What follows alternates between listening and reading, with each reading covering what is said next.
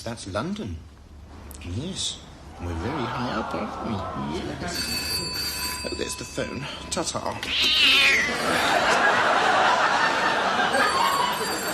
Alan Mustard, tomorrow belongs to me. Anatoly, how's my favourite Black Sea black marketeer? All right, hold on, I'll just get a pen. Yeah. 30 pairs of Levi's. Usual 30-inch flares. Yeah. 200 copies of Big Wobblers. Very discerning choice, Anatoly. And 1 cassette of Shawaddy Waddy's greatest hits. I bet that's for you, isn't it, you incorrigible old groover? No? Listen, Anatoly, shut up. How are the tickets going for my Soviet lecture tour? Sold out? Well, that's wonderful. Better book another gig, as it were. No, not Lithuania. There's always crowd trouble there. All right, yeah, you do it yourself. Das Vidania, Vidania, das. Kitty. She popped out, Piers. Yeah.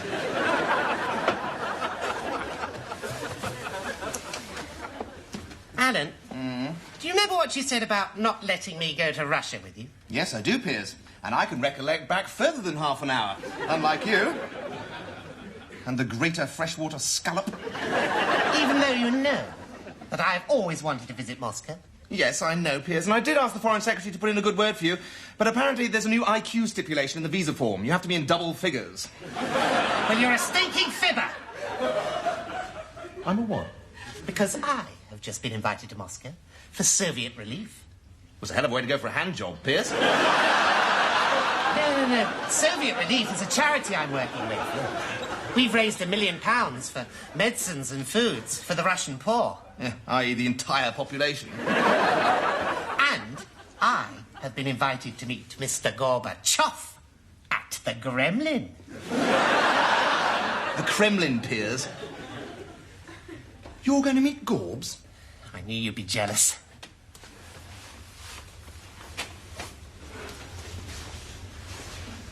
I'm going to Russia. I'm meeting Gorby. I'm going to have a Russian hand job. Alan, what is a hand job? You really don't know, do you, Piers? Well, I'm your best friend. Mm-hmm. I ought to show you. Come over in the corner with Big Al. Now, let me see your hands. Are they clean? Yes. Now, warm them up. Now, imagine you're holding an enormous tube. Mm-hmm. That's right. Yes, what is it, Prole? Would you sign this, please, Mr. Mustard? Oh, I'm very sorry. My signature's worth money. I don't just give it away. Well, I don't just give away this letter without one. All right, there's a problem here, isn't there? Why don't you open the letter, read it, and give me the gist? I suppose I could. All right.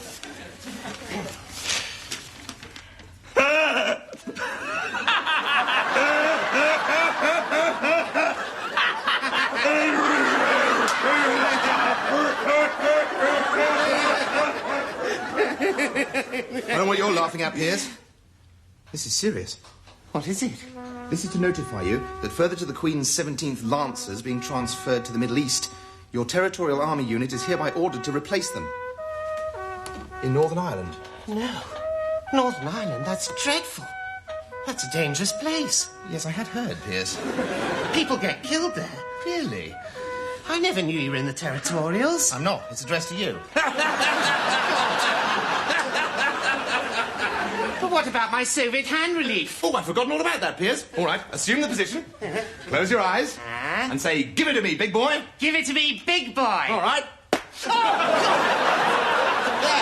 Now, when you meet Gorby next week, you'll look just like him, won't you?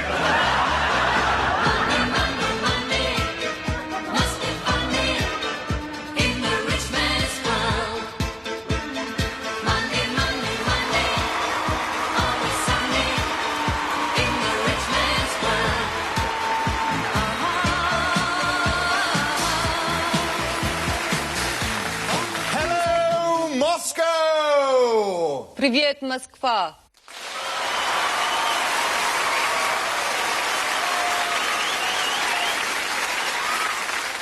Hello, city of ill-fitting suits, nasty haircuts and questionable personal hygiene. Look what 70 years of communism has reduced you to. But fear not, for I am here now. I, Alan Bastard, to bring you the new gospel. The gospel of capitalism. For did you know, in this nation of nearly 300 million people, there are no sock shops, there are no filofaxes, there are no karaoke clubs, no style magazines. Do you realise the only matte black cappuccino makers you have in Moscow are Ghanaian students?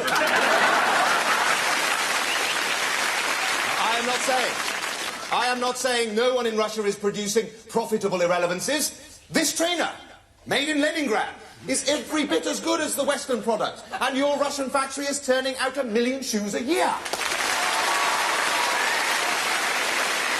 And I am sure it will be a huge international seller as soon as the factory gets round to producing some left shoes and expands its range beyond size 5.5. But don't worry, because you can do it. For you are hungry, while we in the West are decadent. Потому что вы голодаете в это время, как Запад загнивает.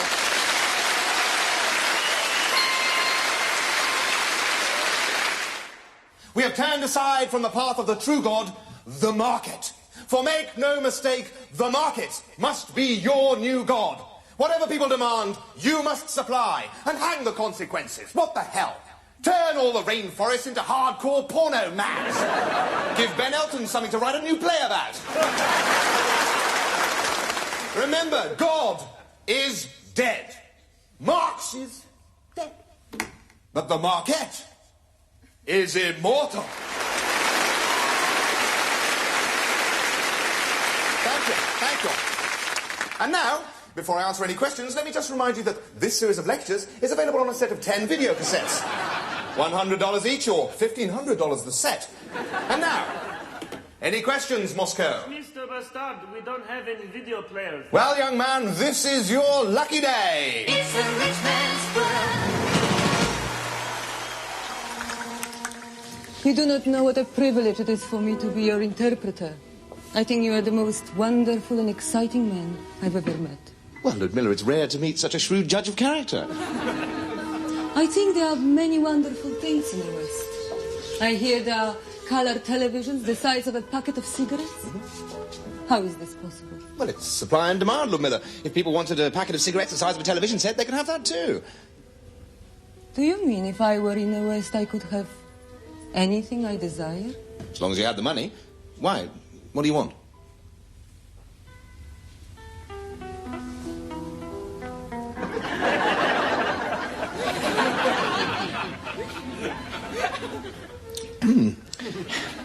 In the West, for that, I would have to pay you. Come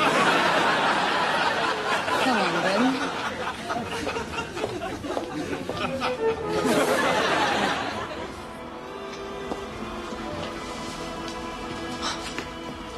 So this is Lenin's tomb, eh? Oh, probably the biggest stiffy in the world.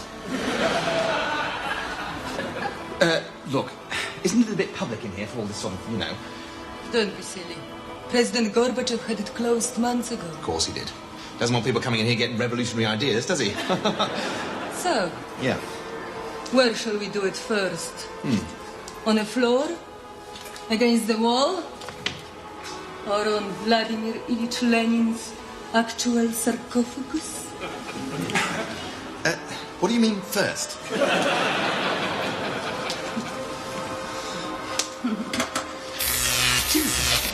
Good afternoon, Alan Beresford Bastard. Who the hell are you? I am Freddie Ogilvy of MI5. This is Colonel Igor Gromyko of the KGB. Oh, thank God for that. For a moment I thought it was Jeremy Beadle. Drink. Na zdrowie. Mr. Bastard, we have a proposition to put to you. Well, then why don't you just give me a telephone call or something? Have you ever used the Moscow telephone service? Using a beautiful woman to lure someone to an assignation is still the most effective way of contacting someone in our country. So, you got me here under false pretenses. Not necessarily. Is all this Cold War cloak and dagger nonsense really necessary? Mr. Bastard. Yes? How do you say, You have special skills. Yes, I have got special skills, and I was about to employ them all on Ludmilla when you popped up out of nowhere. Tell me, Mr. Bastard, how would you like to earn $100 million? Does the Pope wear a silly hat and kiss airport runways? That is what we will pay anyone who can help destabilize East-West relations and return us to the good old days of the Brezhnev-Reagan arms race. Really? It's no fun being a spy anymore. Yes, those were the days. I saw the world then. 1 month Afghanistan, the next Angola. Now we get no foreign travel. Our expense accounts are slashed. Flies in the face of tradition to abolish the Cold War. Might just as well do away with test matches. They taught me 73 different ways to kill a man without leaving a mark. Now I am head of KGB public relations. Well, cocky. Chaps. Much as I'd love to have $100 million, what can I possibly do that the secret services of Britain and the USSR can't? We can do nothing. The KGB is paralyzed because half of us support the Gorbachev regime. The MI5's budget has been so slashed that when I go home on leave, I have to hitchhike. Yeah, well, it's safer than you driving, isn't it, mate? Besides, Mr. Bastard, we do not underestimate the man who fomented the Falkland conflict merely to push up the price of corned beef. So, Bastard, can you help us? Yes, I think I can. But I'll need my key man, though. The man without whom none of my plans would have come to anything. We'll get him, we'll pay.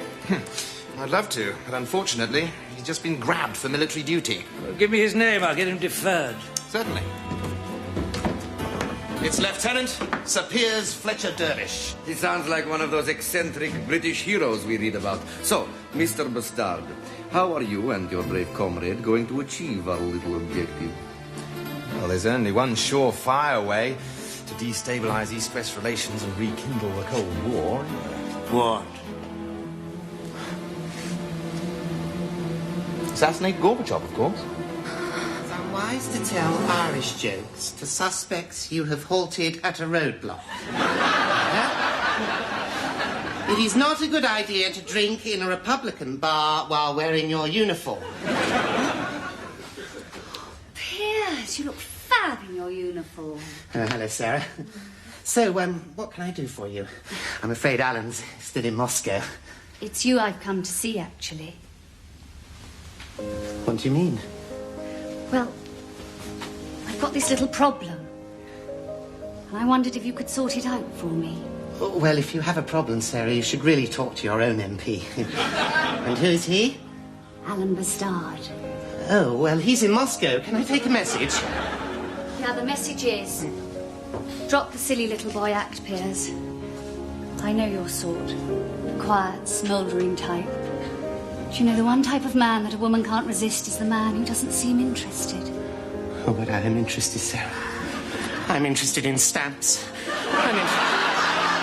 And in the music of Rimsky-Korsakov. Piers, don't torment me. I love you. No. Yeah. You've always reminded me of Warren Beatty. Oh. What do you mean, the man who plays Alf Garnett on television? Piers, you're so witty. Oh. Alan doesn't make me happy anymore. Oh, I can't believe that, Sarah. Everybody knows he can do it in less than a minute. It takes me hours. Did you say hours? I'm afraid so. Kiss me, Piers.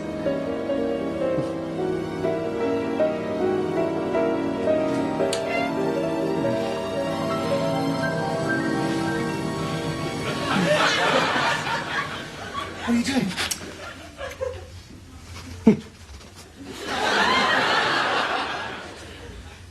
How long has this been going on? I swear nothing happened, Alan.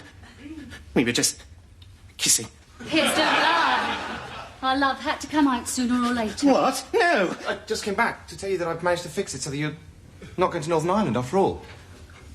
And this is how you repay me? I suppose you want a divorce, do you, Sarah? All right, fine, but I won't stand in your way. No, no. Does your wife know about this? Poor, innocent Clarissa, sitting alone, innocently, in Wiltshire, making jam for the Women's Institute. How much did your old man leave you when he croaked? 30 million. You'll be on Social Security by the time Clarissa's finished with you. I don't mind. I don't need money. We can survive on our love. Oh, yes. Oh, no, shut up, you stupid bitch! Look, Alan, I'll do anything. I'll give you anything. Just see what you want. Oh, yeah. Yes.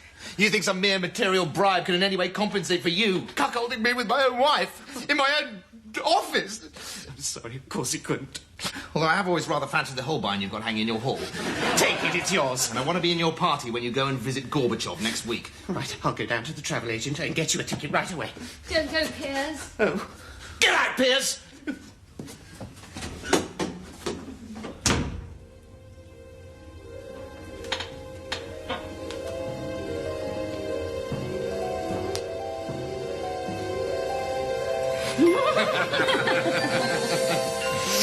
Back in the U.S., back in the U.S., back in the USSR. Oh, dear. I wonder where Alan can be. I had to beg the members of the committee to let him come. Oh, we'll be going in a minute. Oh, sorry I'm late. I would have been here 2 hours ago, but I didn't realise that taxi means piss off in Russian. What's that? This, Piers, is the Bastard Foundation Plaque of Peace. Oh, it's beautiful. Yes, isn't it? Imagine how that'll look, nestling in between Gorby's Nobel Peace Prize and his Euro Quick Fit Birthmark of the Year award. And what's more, once I give it to him, it plays For He's a Jolly Good Fellow. Oh, can I have a go? No, don't touch it, don't touch it.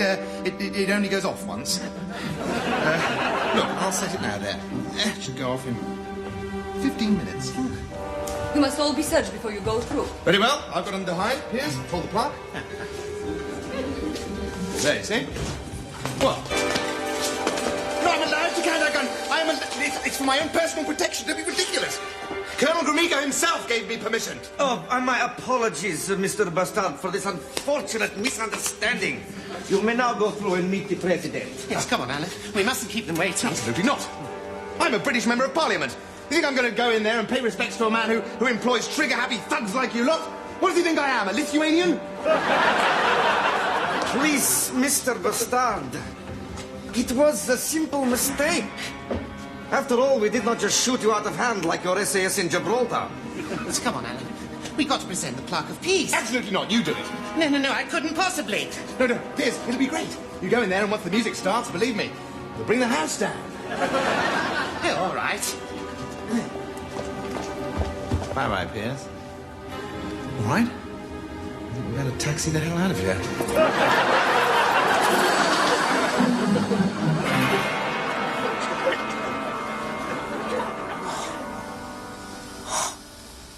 So, where is it? It's in the head. The money is in the head. Fine. Fair enough. Hang on. This is made of wax. I didn't know the food shortages were that severe. There we are. 100 million in dealer's bonds. Can I touch it? I've never been near such a wealth before. It's very arousing. Is it? Good. I am very attracted to you, you know. Oh, don't fight it. I should warn you. I am a man-eater. Well, you tuck in, then. Oh, God, what are you doing here? Something terrible's happened. Oh, good. I mean, oh dear, what? It's awful. Yes? We went through. Yes. We shook hands. Yes. I gave him the cheque. He clapped. Yes. Oh, I could have died right then and there. I'm not quite sure why you didn't. Anyway, go on. Oh, it's ghastly. The plaque! The plaque? I forgot to give it to him. Jesus Christ! Give it to Piers. Give it to me. No. You said I could give it to No, him. it's mine. No. Give it to me. Please don't. It's Mr. Gorbachev's act. Alan, why did you do that?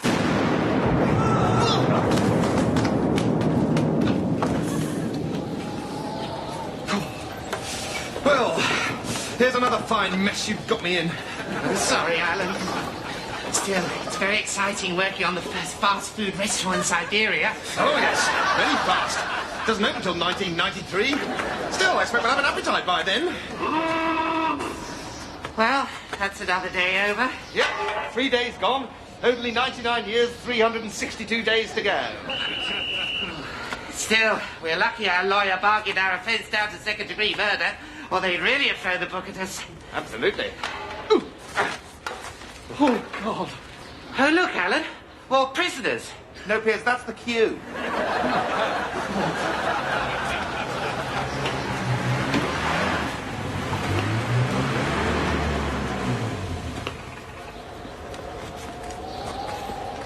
Ogilvy! I'm saved! Ogilvy! 3 days, Ogilvy! What took you so long? Well, frankly, Cocky, after your momentous failure, we were going to let you rot. But Mrs. Bastard sadly prevailed upon me, and I was susceptible to her. Yeah, all right, get on with it. I'm freezing to death here. It'd be paradise for a double glazing salesman. Yes, quite. Are we really going home, Alan? Looks like it, Piers. No. I'm afraid Mrs. Bastard only has release papers for one of you. Oh, no. How awful for you, Piers. Oh, well, there you go. The intelligence community is only interested in the intelligent. Still, bye-bye, old mate. Stay in touch. You're allowed to send a postcard once every 10 years.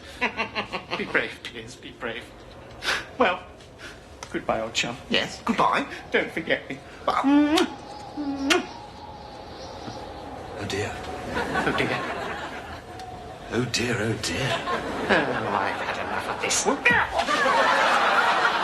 Petty Dervish, come along.